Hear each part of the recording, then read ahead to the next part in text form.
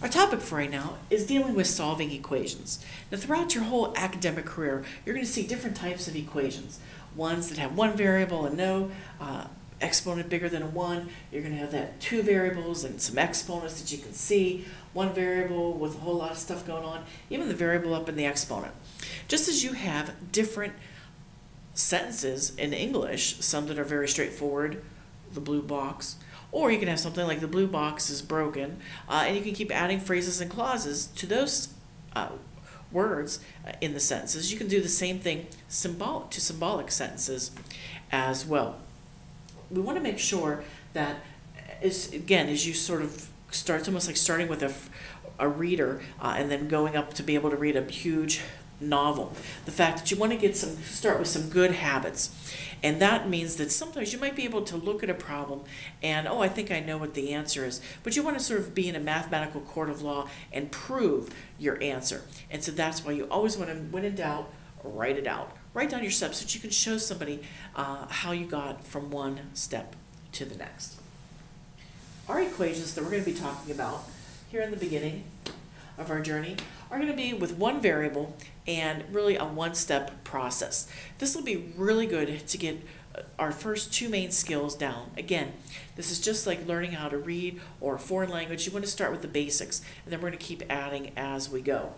You can see here with our first equation, x plus 6 equals 9. What we have there is the fact of having to isolate the variable. Get the x, in this case, by itself. That's our goal. X equals, and whatever that number would happen to be.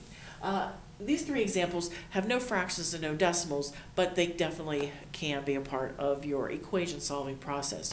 So don't get nervous if you do run into those. The main thing here is that we're going to use the additive inverse. Whoa, now what is that additive inverse? It's just a big fancy word to say you have opposites. If you have a number and its opposite, it's going to add to 0. So let's take a look. If you would have a 6 and a negative 6, we know that's going to add to 0. Now you are allowed to do whatever you want in an equation as long as you keep things in balance. I could add a billion to the right side, and that's okay as long as I add a billion to the left side. In this case, I'm going to subtract 6. Again, legal move because I can keep that balance the same, as long as what do I do to one, I do to the other side. That would leave me with an x, thanks to the additive inverse on the left-hand side. And if I did my arithmetic correct, 9 minus 6 is a 3. So x would equal 3. Check. The last little thing in your head. Does that make sense? Hey, yeah, 3 plus 6 is 9. Again, but you proved and showed somebody how you arrived at that answer. Take a look at the next example. We have negative 4 plus n equals 10. Again, you want to get the n by itself. So we're going to go and add 4 this time. Again, you want to do the opposite. When you add 4 to the left, you're going to get an n by itself, which is our goal, and it ends up with a 14 on the right-hand side. Our last little example here is, again, y plus 3 equals negative 8. Make sure it's all about the variable. It's not all about you, okay? It's all about the variable. Focus on the variable. There should be nothing else attached, and there is. There's a plus 3. So we're going to subtract 3 from, again, both sides. Again, we want to keep that in balance. So when you do the arithmetic, negative 8 minus 3 is a negative 11. Remember, you're going to be dealing with positives and negatives, fractions and decimals. Check, check, check your work. Now, as I said, that's our first main skill. The second other skill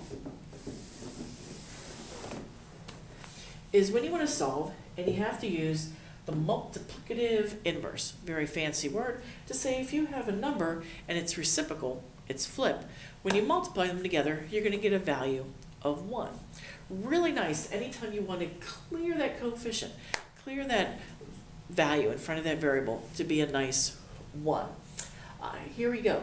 You might have seen some familiar things if you have already studied proportions. So when you solve a proportion, one of the ways after you cross multiply is to use this idea for solving. So there might be a little bit of a flashback for some of you. Now here you go. You have our problem, negative 3x equals 21. You don't want negative 3 of those x's, you want just 1. So you would divide both sides by negative 3. And if you number crunch correctly, you get x equals negative 7. This middle one, a little bit trickier because the number in front of the variable is a negative 1/3. So I'm dividing by a fraction. But then wait a minute, if I divide by a fraction, dividing is like multiplying by the reciprocal. So you multiply by the flip. So really basically you can think of if I'm having that negative 1/3, I'm going to multiply by the reciprocal. Again, that would be a negative 3. You want it to be negative because a negative times another negative will give you that positive value for that variable that you like. Now remember, you're not subtracting here, you're multiplying. That's why I put in parentheses. So you would have 5 times a negative 3, and that would be a negative 15. Always remember what you're doing at each step. Now the third example, again, I think this one's a little more straightforward than the last one, but again, you can see that they all have that same flavor. They all have the same routine. It's all about the variable. There's nothing added or subtracted, but there is something multiplied. Remember, the reverse of multiplying is dividing. So we want to divide both sides by negative 6. Again, be very careful. All your positive negative rules still apply. Negative divided by negative is a positive. Remember, check as you go back and get your value. Make sure that it does indeed, the value you got, make that sentence true. So you can see just sort of two nice little skills, one little step to be able to solve. And you really want to make sure to practice, because eventually we're going to want to put those two skills together. Building, building, building. That's what anytime you want to do basically with about anything that you study, whether it be a sport, a foreign language, a musical instrument. You got to practice. Start with the basics and build up. And this is just our basics of solving a linear equation in one variable. Keep practicing. You can do it.